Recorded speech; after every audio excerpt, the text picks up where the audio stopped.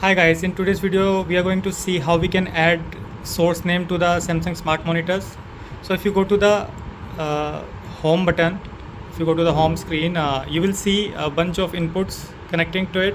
So because I have only using PC with this particular monitor, so it is showing PC everywhere. So you're not able to like understand that what source is connected to what. So in order to name it for the sake of clarity, let's just go to the connecting device, and here you need to scroll a little bit right, and now here you will see edit button.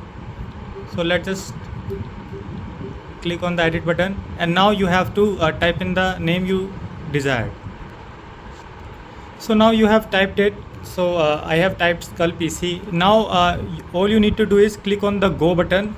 Do not click back because it will bring out to the same name.